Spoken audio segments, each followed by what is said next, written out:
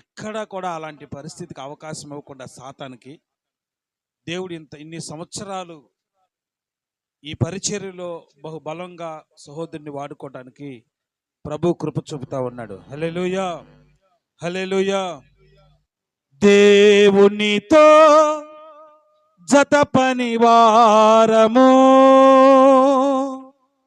మీరు చేతులు తీస్తే పాడబడేటప్పుడు గట్టిగా కొట్టేదేదో. అందరికి భోజనాలు ఉన్నాయి, ఇబ్బంది ఏం లేదు. కాస్త కొడితే కొంచెం ఆకలి కూడా అవుతుంది.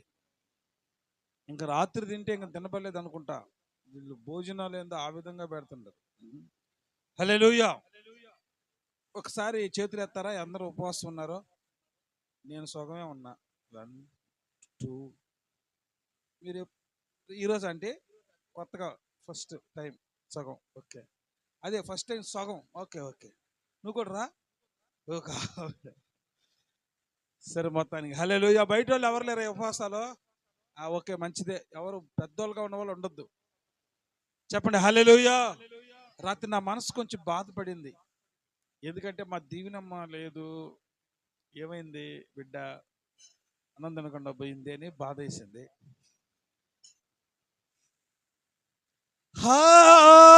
హల్లెలూయా, హల్లెలూయా, హల్లెలూయా, హల్లెలూయా, హల్లెలూయా, హల్లెలూయా. క్రీస్తే మనకు నాయకుడు, ప్రేమే మన మార్గము. క్రీస్తే మనకు నాయకుడు, ప్రేమే మన మార్గము. యేసుని చాటుచు ఆత్మలు వెదకుచు ముందుకు సాగదము. యేసుని ఆత్మలు వెదకుచు ముందుకు సాగదము. ముందుకు సాగదము, ముందుకు సాగదము. దేవునితో జత పనివారము, రయమున సాగదము. దేవునితో జత పనివారము, రయమున సాగదము. సిలువను మోసి శ్రమలు సహించి, సిలువను మోసి శ్రమలు సహించి, జయమని పాడదము, జయమని పాడదము. హల్లెలూయా, హల్లెలూయా, హల్లెలూయా, హల్లెలూయా, హల్లెలూయా, హల్లెలూయా. మహిమ కిరీటమే బహుమానము, ఆశింపమిలయేదియో. మహిమ కిరీటమే బహుమానము, ఆశింపమిలయేదియో. నిందలు భరించి వాక్యము ఎదజల్లి యేసులో ఫలియుతుము. నిందలు చెప్పాలి, వాక్యము వెదజల్లి యేసులో ఫలియుతుము, యేసులో ఫలియుతుము, యేసులో చెప్పాలి, యేసులో ఫలియుతుము. హల్లెలూయా, చప్పట్లు కొడుతూ గట్టిగా హల్లెలూయా, హల్లెలూయా, హల్లెలూయా, హల్లెలూయా, హల్లెలూయా. యేసయ్యా హల్లెలూయా, హల్లెలూయా, హల్లెలూయా, హల్లెలూయా, హల్లెలూయా. దేవునితో జత పని వారము రయమున సాగదము. దేవునితో జత పని వారము రయమున సాగదము. సిలువను మోసి శ్రమలు సహి జయమని పాడదము. జయమని పాడదము. అందరు జయమని పాడదము. హల్లెలూయా హల్లెలూయా హల్లెలూయా హల్లెలూయా హల్లెలూయా హల్లెలూయా.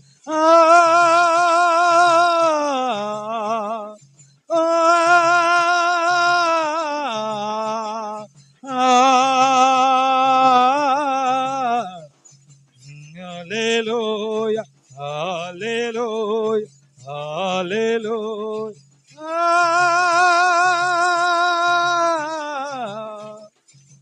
యేసయ్యా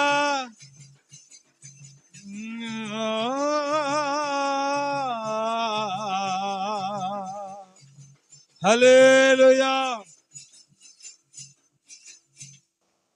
దేవునితో మనందరం కూడా జత పనివారము.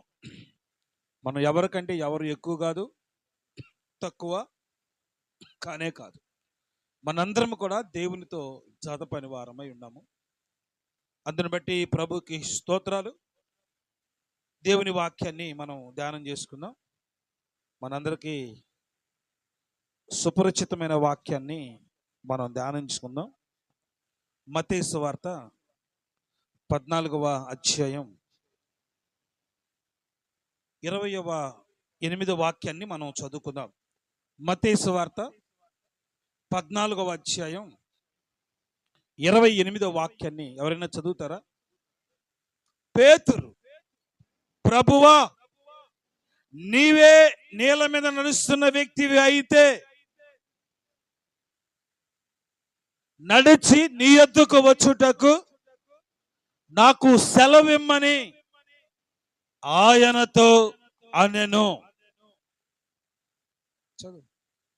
ఆయన రమ్మనగానే పేతురు దోణి దిగి యేసు నొద్దకు వెళ్ళుటకు నీళ్ళ మీద నడిచెను.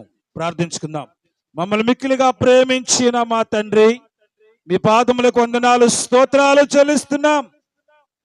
ఈ రాత్రి కాల సమయంలో కుటుంబాన్ని ప్రేమించి జరుగుతున్న ఈ ఉపవాస పండుగలను బట్టి మీకు స్తోత్రం. అనుకూలమైన వాతావరణం దయచేశారు. అనేక మంది బిడ్డలు మీరు సమకూర్చారు. వందనాలు స్తోత్రాలు. వాక్యము ద్వారా నాతో మాతో మీరు మాట్లాడి మీ ఘననామానికే మహిమ తెచ్చుకోమని యేసు నామములో ప్రార్థించి అడిగి వేడుకొనుచున్నాము తండ్రి. ఆమేన్ ఆమేన్ ఆమేన్. దేవుని యొక్క వాక్యములో మనం గమనిస్తే పరిశుద్ధాత్మ దేవుడు నా మనసులో ఈరోజు పేతురు యొక్క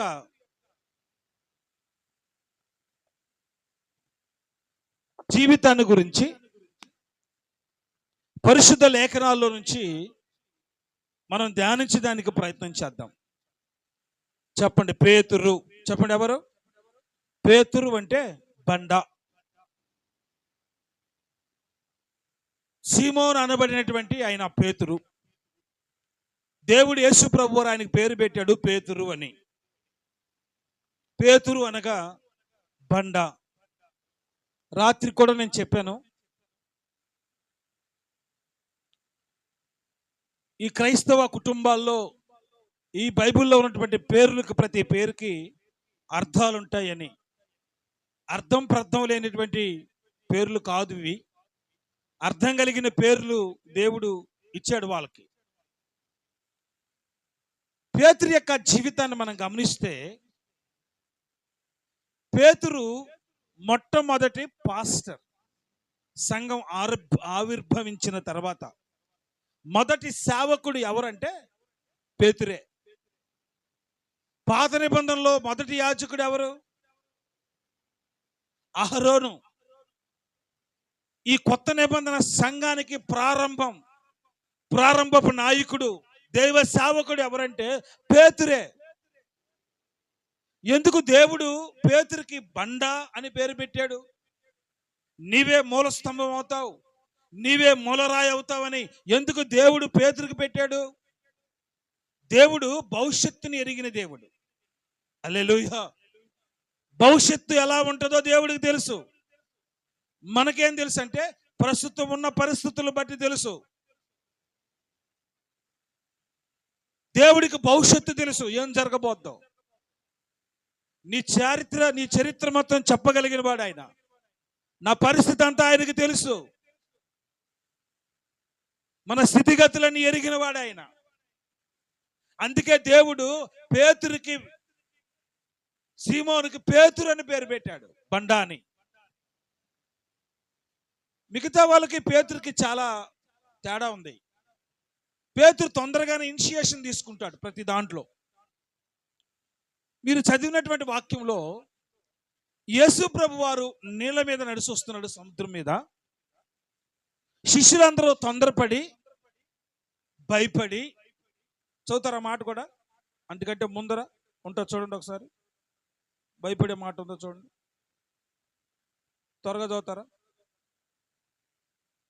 ఆయన సముద్రం మీద నడుచుట శిష్యులు చూసి తొందరపడి భూతమని చెప్పుకొని భయము చేత కేకలు వేసిరి.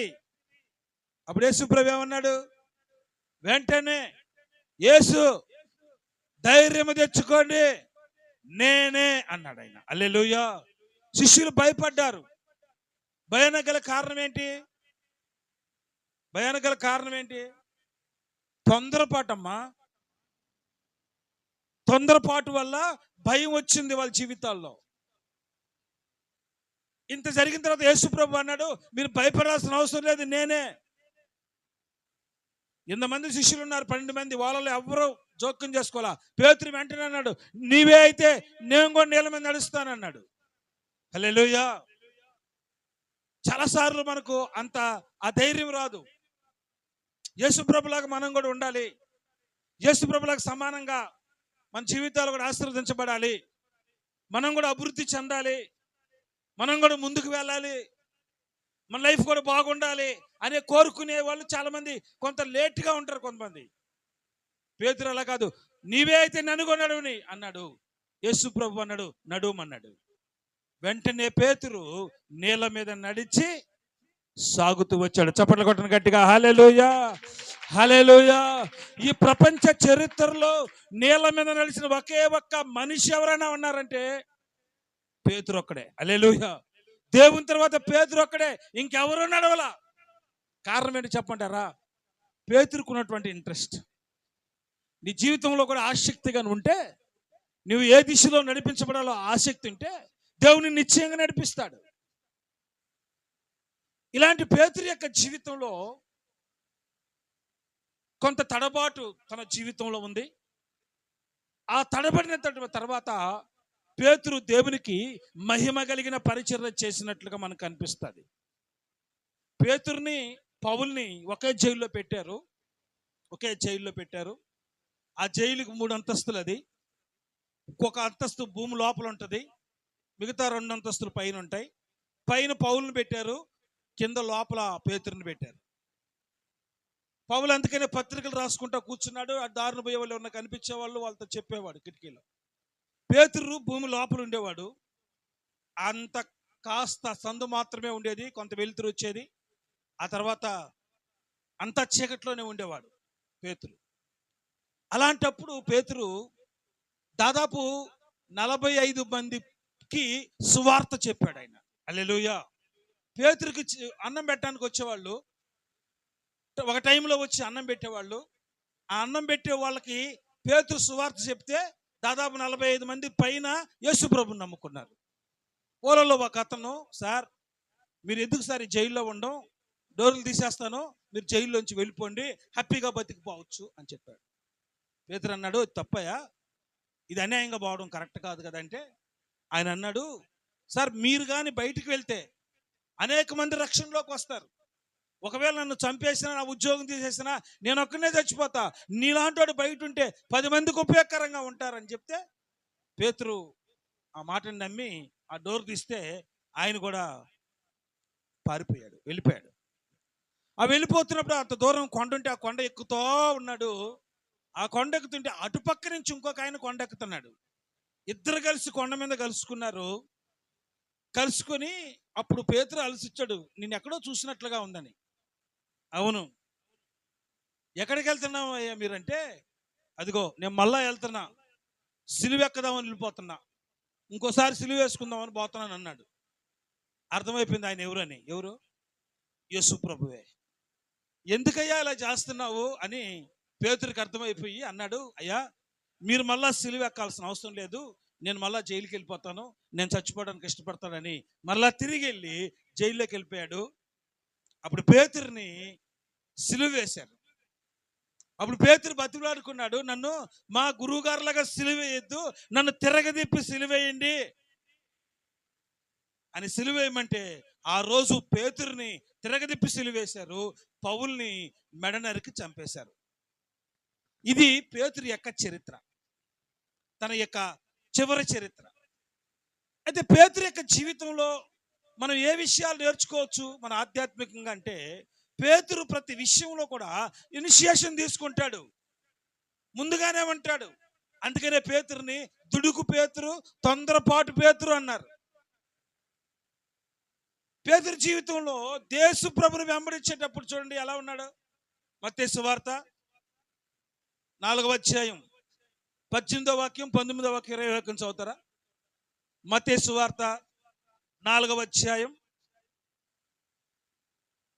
యేసు గలిలయ సముద్ర తీరమున నడుచుచుండగా పేతురు అనబడిన సీమోను, అతని సహోదరుడు ఆంద్రయ, ఇద్దరు సహోదరులు సముద్రములో వల్ల వేయట చూచెను. జాలరులు, ఆయన నా వెంబడి రండి, నేను మిమ్మల్ని మనుషులు బట్టి జారులుగా చేస్తాను చెప్పాను. వెంటనే వారు తమ వలలు విడిచిపెట్టి, చెప్పండి కొడదాం గట్టిగా హల్లెలూయా. పేతురుకున్నటువంటి మంచి లక్షణాలు ఏంటంటే, యేసు ప్రభు వారు చూశాడు, వలలు వేస్తున్నారు, వాళ్ళు చేపలు పడుతున్నారు. యేసు ప్రభు పిలిచి అన్నాడు, రండి నా వెంబడి రండి, నేను నిన్ను మనుషులు పట్టే జారులుగా చేస్తానంటే వలలు వెంటనే వదిలిపెట్టి పేతురు వెంబడించినట్లుగా మనం గమనిస్తాం. చాలాసార్లు దేవుని వెంబడించడానికి మన వాళ్ళు ఆలోచిస్తుంటారు. ఇప్పుడు రేపు బాప్తిస్తం అనుకోండి, చాలాసార్లు ఆలోచిస్తూ ఉంటారు, ఈ సంవత్సరం కాదు వచ్చే సంవత్సరం, వచ్చే సంవత్సరం కాదు మళ్ళా వచ్చే సంవత్సరం, అట్లా పోస్ట్ పోన్ చేస్తూ వస్తూ ఉంటారు చాలామంది. దేవుని పని విషయంలో నిర్లక్ష్యం చేస్తూ వస్తారు. పేతురుని ఎప్పుడైతే దేవుడు పిలిచాడో వెంటనే మారు మాట్లాడకుండా వెంబడించాడు. ప్రియ దేవుని బిడ్డలారా, నేను పలుమార్లు చెబుతూ వస్తున్నా, దేవుడు ఎవరిని కూడా ఊరికే ఆశీర్వదించడు. మిగతా వాళ్ళందరికంటే పేతురు ఎందుకు మొదటి సేవకుడయ్యాడంటే వెంటనే వదిలిపెట్టి వచ్చాడు. యేసు ప్రభుతో కూడా ఉన్నాడు. యేసు ప్రభు యొక్క శిష్యుల్లో ప్రధానమైన శిష్యుడిగా ఉన్నాడు. మొత్తం 12 మంది. 12 మందిలో 3 యేసు ప్రభుకి దగ్గరగా ఉన్నారు. వాళ్ళు ఒక ఆయన యోహోను, యాకోబు, ఇంకొక ఆయన పేతురు. అయితే పేతురు యొక్క జీవితం కాస్త తడబడింది. తడబాటు మనుషుల జీవితంలో సాధారణమే. ఒకవేళ ఆత్మీయులుగా ఉన్నా, ఆత్మ సంబంధంగా మనం ఎదుగుతున్నా, కాస్త తడబాటు అనేది మన జీవితాల్లో ఉంటుంది. కానీ అది ఫైనల్ కాదు. హల్లెలూయా. తడబాటు ఫైనల్ కాదు. తడబాటు ఫైనల్ కాదు. ప్రియ దేవుని బిడ్డలారా, పేతురు యేసు ప్రభువుని చూస్తూ ఉన్నప్పుడు ఆయన నడుస్తున్నాడు నేల మీద. కొంత దూరం వెళ్ళిన తర్వాత మరి ఏమైందో ఏమో తెలియదు కానీ గాలి కొట్టింది, గాలి వైపు చూచాడు. ఏమైంది చెప్పండి? ఏం చేశాడు పేతురు? గాలి వైపు ఎప్పుడైతే చూచాడో మునిగిపోసాగాడు. యేసయ్య వైపు చూస్తున్నంత కాలం నడిచిన ఆ పేతురు, యేసు ప్రభువుగా చూసినంత వరకు నీటి మీద నడుస్తున్నటువంటి ఆ పేతురు ఎప్పుడైతే గాలి వైపు చూశాడో, లోకం వైపు చూశాడో, భయంకరమైన గాలి వీసింది, అమ్మ మునిగిపోతాం అనుకున్నాడో ఏమో మనకు తెలియదు. ఆ గాలి వైపు ఎప్పుడైతే చూడడం ప్రారంభించాడో ఆత్మ సంబంధంగా మునిగిపోతున్నాడు. జీవితాల్లో కూడా పేతురికి మనకి పెద్ద తేడా ఏమి ఉండదు. మనం సంతోషం వచ్చినా మనం తట్టుకోలేం, దుఃఖం వచ్చినా తట్టుకోలేం. సంతోషం వస్తే చాలా హుషారుగా ఉంటారు కొంతమంది, దుఃఖం వస్తే మొల కూర్చొని ఉంటారు. పేతురు జీవితం ఎలా ఉందంటే ఒకసారిగా గాలి వైపు చూశాడు, తన ఆత్మీయ జీవితంలో మునిగిపోతున్నాడు. మనమందరం కూడా ప్రియదేవుని బిడ్డలారా యేసు వైపు చూస్తూ ఉన్నప్పుడు మనం కొనసాగించబడతాం. ఎప్పుడైతే లోకం వైపు చూస్తామో, గాలి వైపు చూస్తామో, అవిశ్వాసం వైపు చూస్తామో, అవిధేయత వైపు చూస్తామో, సాతాను నిన్ను తొక్కేస్తాడు. జాగ్రత్త. కానీ యేసుప్రభు వదిలిపెట్టలా. యేసుప్రభు వదిలిపెట్టలా. పరిగెత్తుకుంటూ వచ్చి చేయబట్టుకొని, అల్ప విశ్వాసి ఎందుకు సందేహపడ్డావు? చదువు. అతనితో చెప్పగా దోరి ఎక్కి గాలి అణిగెను. అల్ప విశ్వాసి ఎందుకు సందేహపడ్డావని వాడిని చేయబట్టుకొని లేవనెత్తాడు. మళ్ళా వాళ్ళిద్దరు యేసు ప్రభు పేతురు నడిచిపోయినట్లుగా మనం గమనిస్తాం. హల్లెలూయా. కొంత తడబాటు మన జీవితాల్లో ఉండొచ్చు, అది ఫైనల్ కాదు. మన వ్యక్తిగత జీవితాల్లో కొంత తడబాటు ఉండొచ్చు, కొన్ని కారణాలు మన జీవితాలకి కారణం అవ్వచ్చు. అది కుటుంబ సమస్యలే కానీ బయట ఏముండొచ్చు, ఏదో కొన్ని సమస్యలు మనల్ని ఆత్మీయంగా బలహీనపరచవచ్చు ప్రియదేవుని బిడ్డలారా. కానీ మనలో ఉన్నవాడు లోకంలో ఉన్నవాడు కంటే గొప్పవాడు. చెప్పండి హల్లెలూయా. గొప్పవాడు దేవుడు మనలో వచ్చాడు. లోకంలో ఉన్నవారందరికంటే గొప్పవాడు. ఎప్పుడైతే పేతురు గాలి వైపు చూశాడో మునిగిపోసాగాడు. ఇక్కడ కూర్చున్న మనందరం దేవుని వైపు చూడకుండా లోకం వైపు చూస్తామనుకోండి, చెడు మాటల వైపు చూసామనుకోండి, కొంతమంది ఉంటారు ఆత్మీయంగా దిగజార్చడానికి రెడీగా ఉంటారు, ఆత్మీయంగా దిగజారుస్తారు. ఇప్పుడు ఉపవాస ప్రార్థనలు జరుగుతున్నాయా, ప్రార్థనా పండుగలు జరుగుతున్నాయా, మనం ఎన్నోసార్లు చెప్పామా? కానీ కొంతమందే రాగలిగారు. ఎందుకని? దాని యొక్క రుచి తెలుసుకున్నారు కనుక, దాంట్లో ఉన్న శక్తి తెలుసుకున్నారు కనుక, దేవునితో కొనసాగితే ఎంత ఆశీర్వాదకరంగా ఉంటే తెలుసుకున్నారు కనుక. కొంతమంది బలహీనపడుతుంటారు, వాళ్ళు ఇతరులను కూడా బలహీనపరుస్తారు. నేను పలుమార్లు చెప్తున్నా, ఒక క్రైస్తవుడు ఎప్పుడు బలహీనపడకూడదు. ఒకవేళ మనం బలహీనపడితే అనేక మందిని బలహీనపరుస్తాం. మనం దిగజారితే అనేక మందిని దిగజారుతారు. నువ్వు చెప్పబల్లా నిన్ను చూసి దిగజారిపోతారు వాళ్ళు. పేతురు ఒక అద్భుతమైనటువంటి ఒక పాత్ర అండి.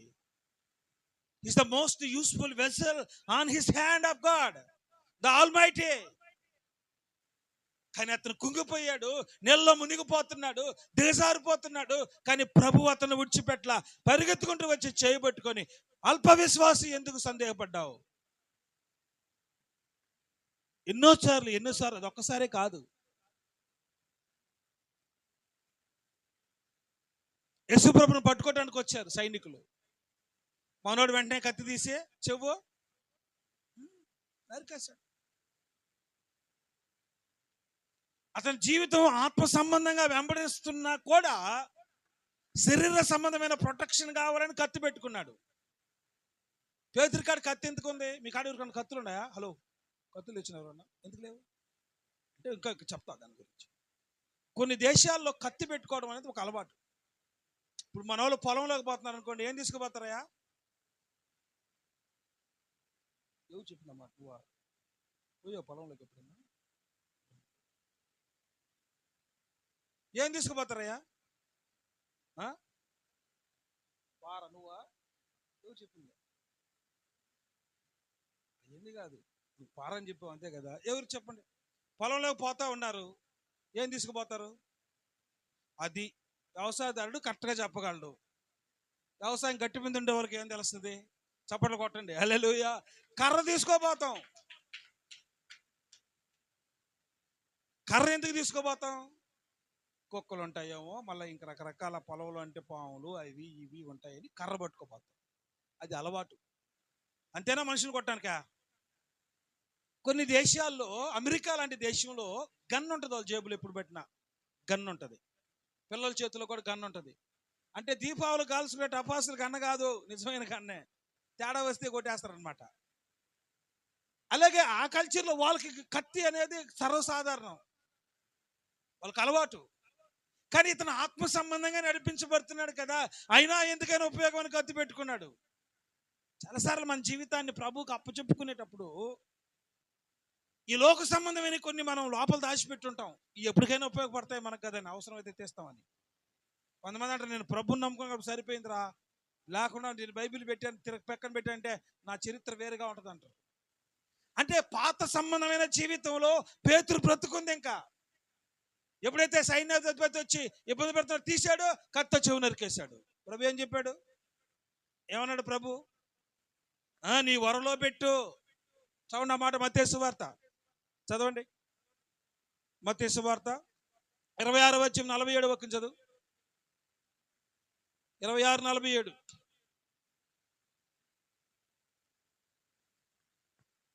మాట్లాడుచుండగా 12 మందిలో ఒకడు వారితో కూడా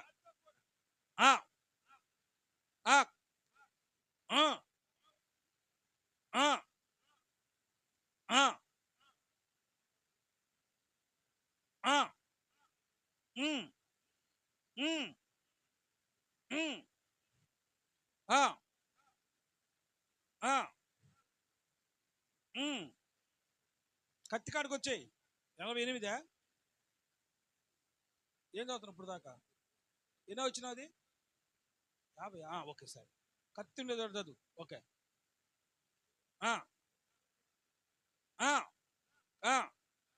చెయ్యి చాచి కత్తి దూసి ప్రధాన యాజకుడిని కొట్టి చెవితవ నరికాడు. యేసు, నీ కత్తి వరలో పెట్టు. కత్తి పట్టుకున్న వాళ్ళందరూ కత్తి చేత చస్తారు. పేతురేమనుకున్నాడు? ఎప్పటికైనా ఈ ఆయుధం నాకు ఉపయోగపడుతుంది, నేను కాపాడుకోవచ్చని. మా ఫ్రెండ్ ఒక అతను ఉన్నాడు, ఇప్పుడు కూడా మేము కావాలో చదివినప్పుడు చేరినప్పుడు వాడు అన్నాడు, రే మన మీదకి కొంతమంది గొడవలకు వస్తారు, మనం వాళ్ళని కొట్టాలంటే మనం కరాటీ నేర్చుకోవాలి, మనం కరాటీ క్లాస్ చేరదాం అన్నాడు. కరాటీ అంటే కర్ర తిప్పి చేస్తారు అనుకున్నాను నేను. మా ఊర్లో కర్ర తిప్పడం అలవాటు. కరాటీ అంటే నేను ఇంకా కర్రతో, కరాటీ అంటే కర్రతో తిప్పుతారేమో అనుకున్నాను నేను. నాకు తెలియదు కరాటీ అంటే కాళ్ళ చేతులతో కొడతారని. ఆడకపోతే కరాటీ మీకు బ్లాక్ బెల్ట్ కావాలా, రెడ్ బెల్టా అంటున్నాడు. మనకు అసలు మామూలుగా బెల్ట్ లేదు అప్పుడు. డిగ్రీలో బెల్ట్ అని వస్తాయి. రెడ్ బెల్ట్ ఏందిరా, బ్లాక్ బెల్ట్ ఏందిరా, వైట్ బెల్ట్, బ్లూ బెల్ట్ అంటున్నారు. బెల్ట్ లేదురా, కొనుక్కొచ్చుకోవాలని అనుకున్నాను నేను. వాడు కరాటీ అంటే కాలు ఎడక లేపాలంట, చేతి తింటాలంట, ఏదోదో కొడుతున్నాడు.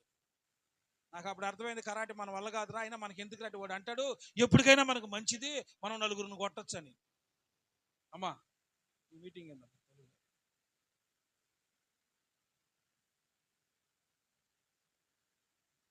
నలుగురిని కొట్టచ్చు అంటున్నాడు. ఇప్పుడు నలుగురిని కొట్టేవాడు వాడు 5 మందిని తీసుకొని వస్తే చాలా మంది ఏమనుకుంటారంటే, కత్తి పట్టుకున్నవాడు కత్తితోనే చేస్తాడు, నీ కత్తిని వరలో పెట్టు. మనల్ని కాపాడవలసింది ఎవరు చెప్పండి? చెప్పండి, ఎవరు కాపాడాలి? దేవుడు కాపాడాలి మనల్ని. యెహోవా మనల్ని కాపాడుకున్నట్లయితే దేవుడి కుటుంబాన్ని కాపాడుతూ వచ్చాడండి. గత 11 సంవత్సరాలు ఆయన పోషిస్తూ, అంతకుముందు కొన్ని సంవత్సరాలు పోషిస్తూ, ఒంటరిగా ఉన్నటువంటి వ్యక్తిని జత చేసి వాళ్ళిద్దరిని పోషిస్తూ 11 సంవత్సరాలు కాపాడుతూ వచ్చాడు. దేవుడు చేసిన ఆశ్చర్య కార్యం తప్ప మరొకటి కారే కాదు ఇది.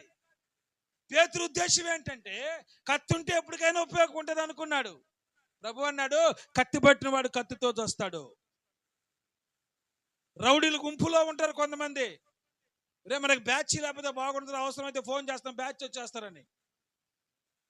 ఏ దాని మీద, దేవుడి మీద ఆధారపడకుండా ఏ ఆయుధం మీద ఒకవేళ ఆధారపడితే ఆ ఆయుధంతోనే వాడు చస్తాడు.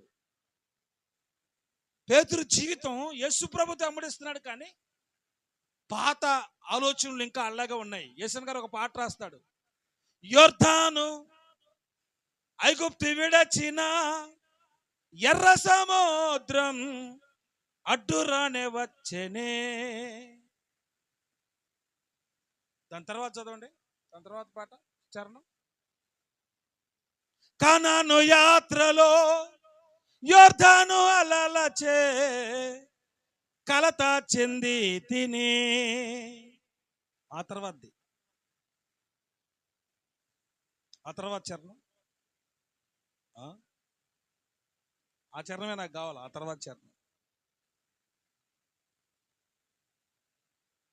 ముత సముద్రపు భయము నన్ను వెంటాడుతుంది అంటాడండి. హల్లెలూయా. నేను నీ ఆశీర్వాదంలో కొనసాగించబడుతున్నా ముత సముద్రం యొక్క భయం అంటే గత చరిత్రలో నాకున్నటువంటి అలవాట్లు నన్ను ఇంకా భయపెడుతున్నాయి. ముత సముద్రపు ఆ భయం నన్ను భయపెడుతుంది. పేతురు జీవితం ప్రభుతో కొనసాగుతున్న పాత లక్షణాలు ఇంకా ఉన్నాయి. కత్తితైన ఏదైనా సాధిస్తాము అనుకున్నాడు. ప్రభు అన్నాడు, కత్తి పెట్టినాడు, కత్తితో పోతాడు, లొల్లో పెట్టాడు. హల్లెలూయా. పేతురు జీవితంలో ఉన్నటువంటి రకరకాలైనటువంటి పరిస్థితులు ఇవి. యేసు ప్రభుతో ఉన్నటువంటి పేతురు యేసు ప్రభు ఒక రోజు అడిగాడు, నేను ఎవరు అనుకుంటున్నారు మీరని, నన్ను ఊర్లో వాళ్ళు ఏమనుకుంటున్నారు అని అడిగారు యేసు ప్రభు వారు. ఇప్పుడు మిమ్మల్ని అడిగారు అనుకోండి, యేసు ప్రభు ఎవరని అనుకోండి, ఏమంటారు?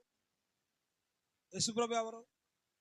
యేసు ప్రభు అడిగారు, నన్ను ఊర్లో వాళ్ళు ఏమనుకుంటున్నారని. వాళ్ళు అన్నారు, అయ్యా నేను ప్రవక్త అనుకుంటున్నారు, కొంతమంది ఏలియా అనుకుంటున్నారు, కొంతమంది నిన్ను ప్రవక్తగా ఆలోచిస్తారు, మెస్సయ్య అనుకుంటున్నారు కొంతమంది అని రకరకాల సమాధానాలు చెప్పారు వాళ్ళు. యేసు ప్రభు చివరికి అన్నాడు, అసలు మీరు ఏమనుకుంటున్నారు నా గురించి అన్నాడు. హల్లెలూయా. చెప్పండి, ఏమన్నారు? మీరేమనుకుంటున్నారు అన్నారు. వెంటనే పేతురు స్పందించాడు. చెప్పకూడదు గట్టిగా హల్లెలూయా. వెంటనే పేతురు మాట్లాడుతున్నాడు,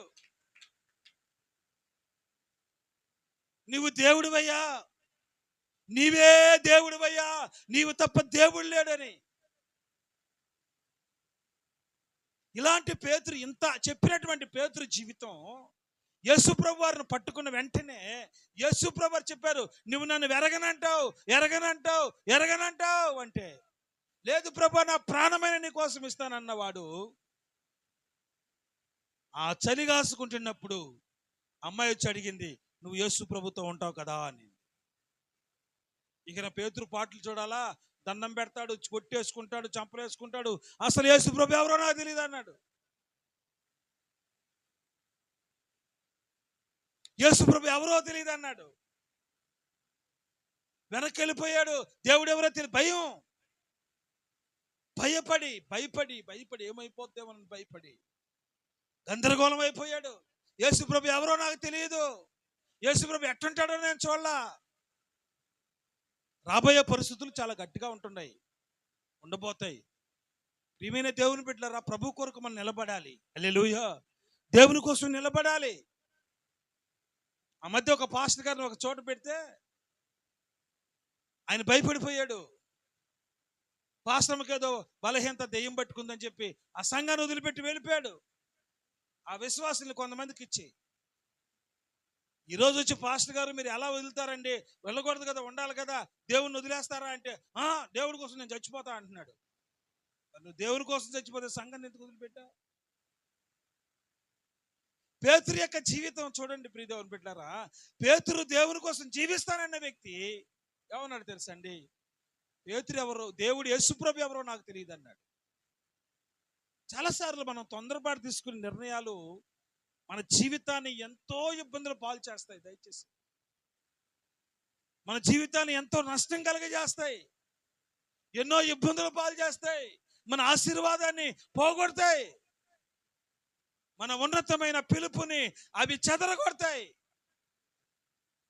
దేవుడు తన స్వరక్తం ఇచ్చి సంపాదించిన సంఘం నీవు. దేవుడు ప్రాణం పెట్టి నీ కొరకు రక్తం కార్చి నిన్ను కన్నాడు, లేదండి నిన్ను కొన్నాడు ఆయన. సాతాను యొక్క కబంధ హస్తాల్లో మనం ఉన్నప్పుడు ప్రభు చూచి మనల్ని కొన్నాడు. ఈ ఊర్లో ఎంతమంది లేరండి మనకంటే చదువుకున్న వాళ్ళు? ఈ ఊర్లో డబ్బున్న వాళ్ళు ఎంతమంది లేరండి? వాళ్ళు యేసు ప్రభు తెలియదు వాళ్ళకే. మరి నీకు నాకు కనపడ్డాడు ఆయన. హల్లెలూయా. నీవు నేను కనుగొన్నాం యేసయ్యని. పేతురు జీవితం ఏమైపోయిందంటే భయముతో నిండిపోయింది, పారిపోయాడండి. దేవుని వాక్యం ఏముందో తెలుసా? అపవాదిని ఎదిరించుడి, అప్పుడు వాడు మీ యొద్ద నుంచి దేవునికి విధేయ చూపించండి. అపవాదిని ఎదిరించండి. శ్రమలు అనుకోండి, ఎదిరించాలా. శోధనలు అనుకోండి, ఎదిరించాలా. కష్టాలు అనుకోండి, ఎదిరించాలా. బాధ, చింత యావత్తుని ఎదిరించాలా. పారిపోయాడండి. పారిపోతే సరిపోను. పారిపోతా పారిపోతా పారిపోతా యోహాను సువార్త 21వ వచనంలో ఉంటుంది. 21వ అధ్యాయం 1వ వచనంలో అందరిని పిలిచి చేపలు పడతానికి పోతాను నేను, మీరు వస్తారా అని మిగతా మొత్తాన్ని తీసుకుపోయి చేపలు పట్టిస్తున్నాడు. హల్లెలూయా. చూడండి, ఒక వ్యక్తి దేవునిలో దిగజారితే, దేవునికి దూరం అయిపోతే, దేవుని యొక్క అభిషేకములో ఆత్మలో దూరం అయిపోతే ఆ వ్యక్తి 10 మందిని ఆత్మ సంబంధంలో నుంచి దిగజారుస్తాడండి. ప్రభు మహాకృప. ఈ కుటుంబమే కానీ, ఈ బిడ్డలే కానీ, ఇక్కడ ఉన్నటువంటి మీరే కానీ ఎన్న మాటకు కూడా దిగజారకుండా ప్రభువులో నిలబడతా వచ్చారు. హల్లెలూయా. ఈరోజు మనం దేవుళ్ళు నిలబడ్డామంటే ప్రియదేవుని బిడ్డారా, మన శక్తి కానే కాదు, మన బలము కాదే కాదు. నిలబడిన వాడు పడిపోకుండా చూసుకోవాలని వాక్యంలో ఉంది. ఈ రోజు నిలబడిన వాడు రేపు పడిపోతాడు.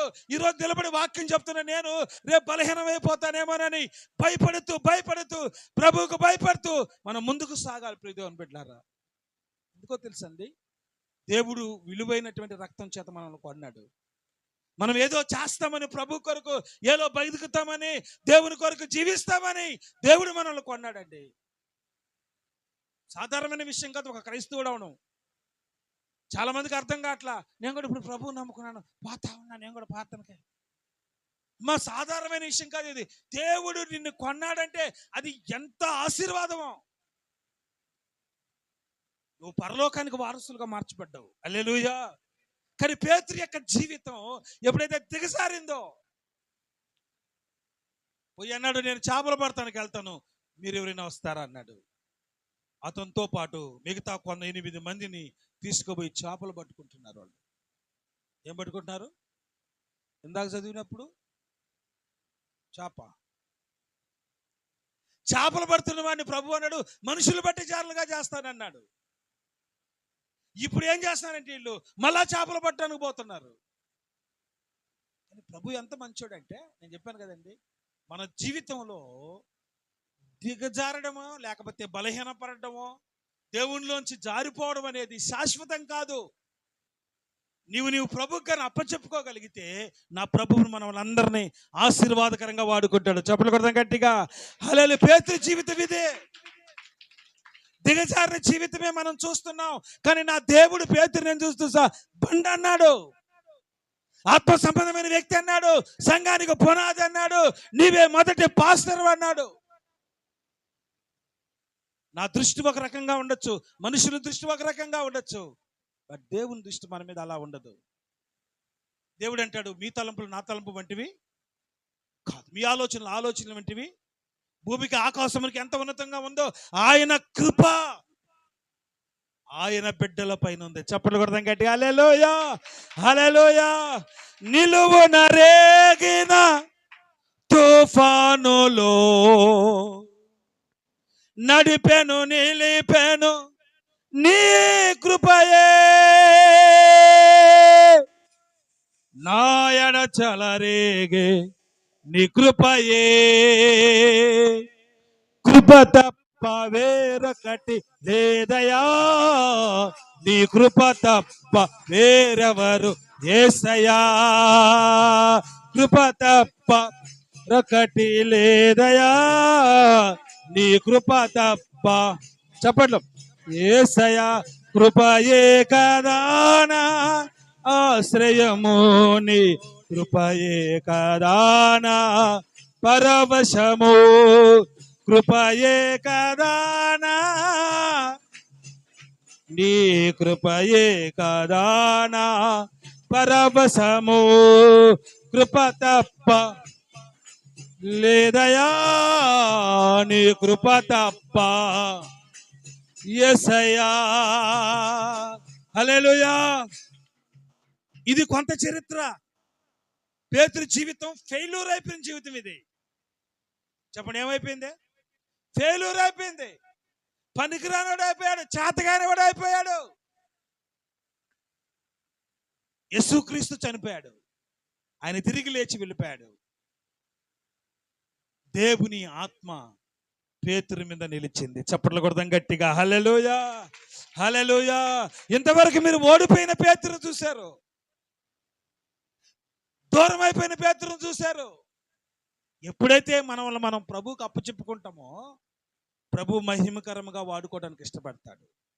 మునుపటి మందిరము మీద ఉన్న మహిమ కంటే రాబోతున్న మందిరము మీద ఇంకా అధికముగా ఉంటది. మునుపున్నటువంటి నీ జీవితం కంటే ఈ 2025లో ఇంకా ఆశీర్వాదకరంగా ఉండాలని కోరుకుంటున్నాడు. అపోస్తలుల కార్యాల గ్రంథం 4వ అధ్యాయం 20వ వాక్యాన్ని చదువుతారా? ఏ పేతురైతే ఓడిపోయాడో, ఏ పేతురైతే దిగజారిపోయాడో, ఏ పేతురైతే నా వల్ల కాదు, నాకు చేత కాదని దూరం అయిపోయినటువంటి పేతురు ప్రభువు కొరకు నిలబడి 4:20 మేము కన్న వాటిని విన్న వాటిని చెప్పక ఉండలేమని వారికి ఉత్తరం ఇచ్చాడు. చప్పట్లు గట్టి కొడదాం. హల్లెలూయా. వారి ధైర్యం చూసి వాళ్ళు ఆశ్చర్యపోయారంట. ఈ అపోస్తలుల కార్యాలు ప్రారంభించబడినప్పుడు పేతురు లేచి వాక్యం చెప్తే 3000 మంది బాప్తిసం తీసుకున్నారు. ఒక్కసారిగా 5000 మంది బాప్తిసం తీసుకున్నారు. ప్రపంచ చరిత్రలో ఇదొక రికార్డ్. ఏ పేతురైతే ఫెయిల్ అయిపోయాడో, ఏ పేతురైతే చేతగానాడు అన్నారో, ఏ పేతురైతే వల్ల కాదన్నారో, అదే పేతురు నిలబడి వాక్యం చెప్పినప్పుడు 3000 మంది బాప్తిసం, 5000 మంది బాప్తిసం, పుట్టుకున్నది మొదలుకొని కుంటివాడిని బాగు చేయడం. పేతురు చేయి పెడితే, పేతురు నీడబడితే రోగులు స్వస్థపరచబడ్డారు. హల్లెలూయా. దెయ్యాలు పారిపోయాయి. ఏ పేతురండి? పేతురు ఆ ఫేరేతురా. ప్రియమైన దేవుని పెట్టారా, ఎప్పుడు మీరు భయపడద్దు, దిగులు పడద్దు. మీరు దిగజారిపోయారని, బలహీనపడారని భయపడద్దు. నా దేవుడు మనలో ఉన్నప్పుడు మనల్ని బలపరిచి వాడుకుంటాడు ఆయన. హల్లెలూయా. ఎప్పుడైతే నువ్వు ప్రభువుకు అప్పచెప్తావో, దేవుడు పేతురును వాడుకోవడం ఇష్టపడ్డాడండి. పేతురు ధైర్యంగా మాట్లాడాడంట. చదువుతారా మాట కూడా ఒకసారి, నేను ముగిస్తాను. 5:6 చదువయా? 5:6-7 లేదా 13-14 చూడండి ఒకసారి. అపోస్తలుల కార్యాల గ్రంథం 4వ అధ్యాయం, అక్కడే చదవండి ఫాస్ట్గా.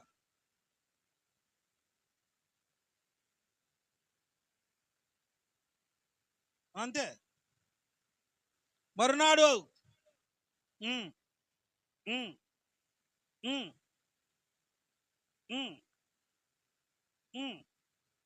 ఓకే, 11 ఒకసారి. వారు పేతురు యోహాను యొక్క ధైర్యం చూచినప్పుడు వారు విద్య లేని పామరులను గ్రహించి ఆశ్చర్యపడిరి.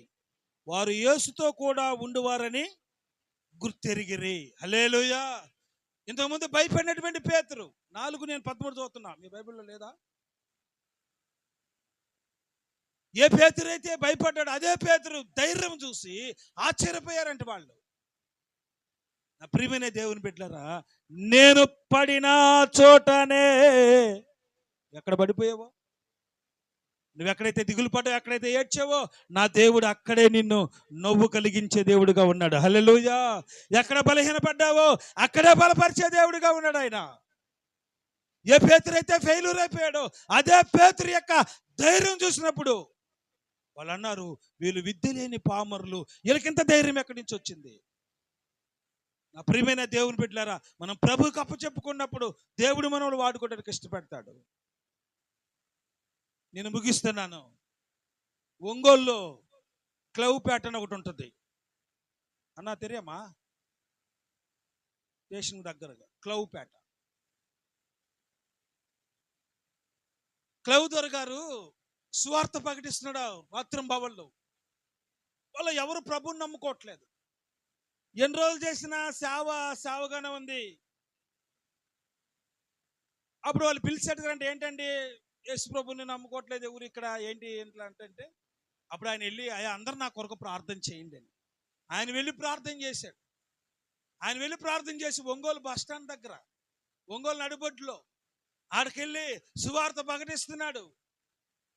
ఆయన ప్రకటిస్తున్న ఆయనకి ట్రాన్స్లేషన్ ఆయన ఇంగ్లీష్ ఉన్నాడు, పక్కన సుబ్బయ్య ఆయనతో ప్రకటన చేస్తా ఉన్నాడు. ఆయన ప్రకటన చేస్తుంటే అనేక మంది వింటున్నారు.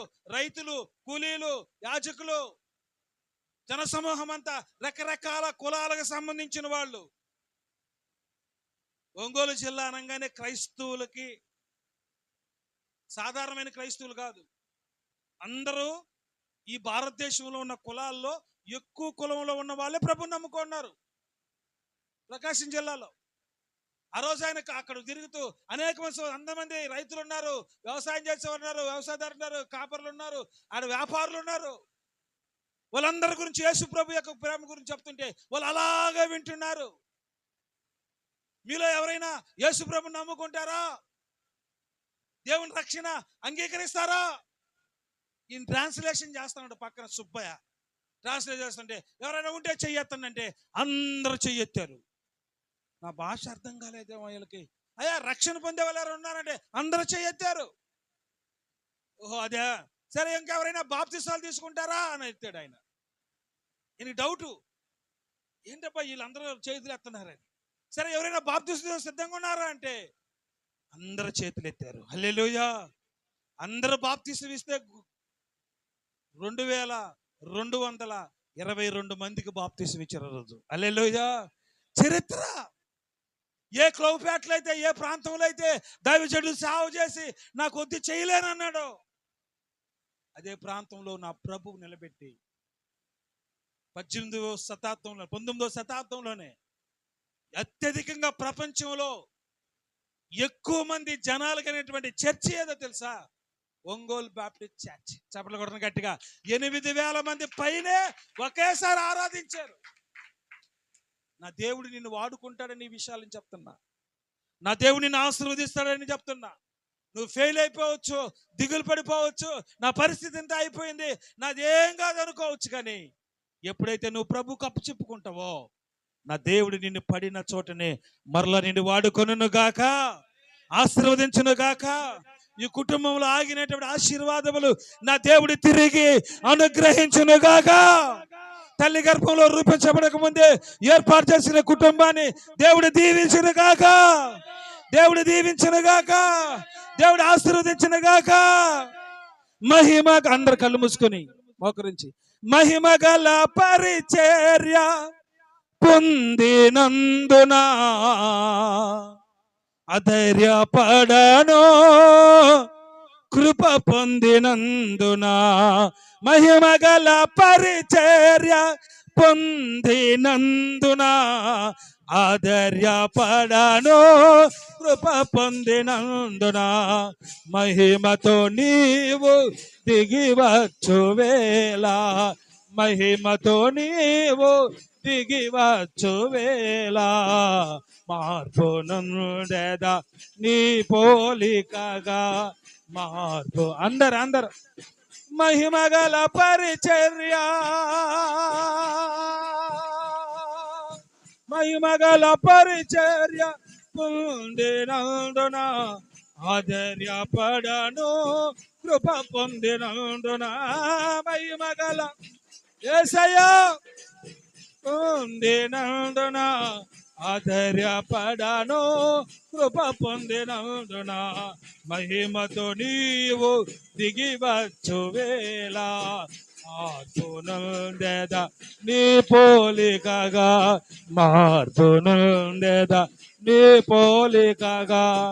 శ్రీమంతుడా యేసయ్యా ఆత్మకు అభిషేకమాన అభినయ సంకేతమా. శ్రీమంతుడా యేసయ్యా సిలువదారి నా బలిపీఠమా సిలువదారి, నా బలిపీఠమా నా రక్తపు కోట నాదు నివాసమా. ఆ,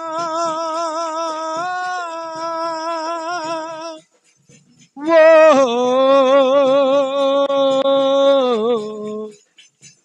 ఆహా,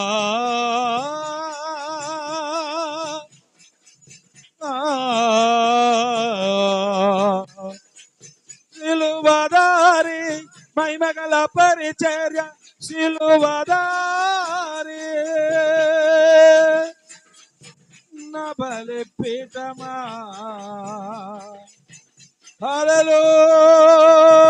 హల్లెలూయా. ప్రతి ఆశీర్వాదమును నా ప్రభువు నూతన సంవత్సరంలో కుటుంబానికి అనుగ్రహించును గాక, ఆయన దీవించును గాక, కొదువులన్నీ తీర్చును గాక, లోటులు పూడ్చును గాక, సమస్తము నూతనముగా మార్చును గాక. ప్రార్థన చేద్దాం. నామాన్ని ఘనపరుస్తూ అయ్యా ఇదిగో నీ నామాన్ని స్తుతిస్తూ వచ్చిన విధానం కొరకు స్తోత్రాలు. ప్రత్యేకంగా ఈ కుటుంబాన్ని బట్టి స్తోత్రాలు తెలియజేసుకుంటా వస్తున్నాం ఆయన. గడిచిన కాలమంతయు నీ కృపారేఖల చాటున భద్రపరిచి మీరు ఆదరించి మీరు సహాయం చేసిన విధానం బట్టి స్తోత్రాలు. ప్రత్యేకంగా 11 సంవత్సరముల ప్రభువా వివాహ మహోత్సవంలో మీరు ఎంతో తోడుగా ఉంటున్నారు తండ్రి. అయ్యా బిడ్డల విషయంలో మీరు చేసిన ప్రతి మేలును బట్టి స్తోత్రాలు తెలియజేసుకుంటా వస్తున్నాం. అయ్యా పేతురును జ్ఞాపకం చేస్తూ వచ్చావు ప్రభువా, తొందరపాటుతో భయపడుతూ అయ్యా తండ్రి మునిగిపోతున్న సమయంలో లేవడెత్తిన గొప్ప దేవుడు, ఆదరించిన తండ్రివయ్యా నీ నామాన్ని బట్టి స్తోత్రాలు ప్రభువా.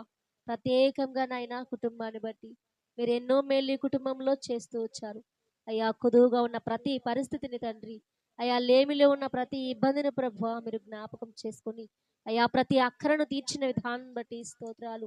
తల్లి వలె ఆదరిస్తూ వచ్చారు ప్రభువా. హక్కున చేర్చుకున్నందుకు వందనాలు స్తోత్రములు ప్రభువా. అయ్యా నువ్వు ఎన్నడు విడువని ఎడబాయిని గొప్ప దేవుడు. కుటుంబంలో ఎన్నో సమస్యలు ఇబ్బందులు వేదనలు వెంటాడిన అయ్యా గాలి వాన తుఫాను వచ్చి తండ్రి కుటుంబం మీద పడినప్పుడు అయ్యా ఎప్పుడైతే క్రీస్తు అనే బండ మీద నిలబడి ఉంటుందో నాయన ఆ కుటుంబం ఎన్నడూ కూడా ప్రభు బలహీనపడదు, అధైర్యపడదు, సమస్య లేదు తండ్రి. నువ్వు ఇచ్చినటువంటి ప్రేమను బట్టి స్తోత్రాలు. కుటుంబాన్ని ప్రభువా మీరు ఎంతగానో తండ్రి అయ్యా మీరు నడిపిస్తూ వచ్చారు. వాళ్ళ మార్గంలో మీరు ముందుగా ఉంటూ వచ్చారు. వాళ్ళు ఏదైతే ఆశపడుతూ వస్తున్నారో తండ్రి అయ్యా మీరు సఫలం చేయమని వేడుకుంటా వస్తున్నాం. కనికర స్వరూపుడు వై ప్రభా ఈ కుటుంబాన్ని ఎంతగానో ప్రభా అనేక సమస్యలు వేదనకరమైనటువంటి మాటలు ఎన్నో ఇబ్బందులు వచ్చినను తండ్రి నువ్వెన్నడూ విడిచిపెట్టలేదయ్యా. కొండగా అండగా ఉండి ప్రభా అయ్యా మీరు ఆదరిస్తున్న విధానం బట్టి స్తోత్రములు. ప్రత్యేకంగా నాయన కుటుంబంలో ఉన్న ప్రతి కొదువును ప్రభు మీరు తీరుస్తున్నారు అయ్యా. మీరు సహాయం చేస్తున్నందుకు వేలకోటి స్తోత్రాలు. ఈ కుటుంబాన్ని చూసినప్పుడు ఈ చిన్న బిడ్డలు ప్రభు ఎంతో ఐక్యతతో ముందు కొనసాగిపోతున్నప్పుడు నాయన అయ్యా చుట్టూన్న వాళ్ళందరూ కూడా ప్రభు తండ్రి ఎన్ని ఇబ్బందులు వచ్చినా సమస్యలు వచ్చినా దేవుని విడిచిపెట్టలేదనేటువంటి ప్రభు గట్టి నమ్మకాన్ని ప్రభు అనేక మందికి మీరు కలుగు చేస్తూ వస్తున్నారయ్యా. అనేక మందిలోకి వెళుతున్నప్పుడు ప్రభు నిష్కలంకంగా పరిశుద్ధంగా నిన్ను సేవించేటువంటి బిడ్డగా ప్రభు మీరు జ్ఞాపకం చేసుకున్నారు. ఇది నీ కృపే. మీరు ఏర్పాటు చేసుకున్న మీరు విధానం బట్టి స్తోత్రములు నాయన. నువ్వు ఎన్నడూ విడిచిపెట్టక ప్రభు ఇక మీదట కూడా ముందుండి అయ్యా ప్రతి విషయంలో మీరు సహాయం చేయమని మీ ఆశీర్వాదాన్ని కుటుంబంలో దయచేయమని వేడుకుంటూ నీ శక్తి గల జీవం గల వాక్య సందేశం ఇంతవరకు తెలియపరిచారయ్యా. అందుని బట్టి స్తోత్రాలు. ఈ మహిమ గల నామాన్ని బట్టి మరొకసారి వందనాలు తెలియచేసుకుంటూ అయ్యా ఈ కుటుంబంలోకి వచ్చిన ప్రతి బిడ్డను కూడా జ్ఞాపకం చేసుకోండి ఆయన. నీ వాక్యాన్ని వింటున్నప్పుడు హృదయంలో దాచిపెట్టుకుని వాక్యం ద్వారా ముందు కొనసాగిపోవడానికి సహాయం చేయమని వేడుకుంటూ యేసయ్య జీవంగల నామం పేట ప్రార్థన చేసి అడిగి వేడుకొంచున్నాం తండ్రి. ఆమేన్.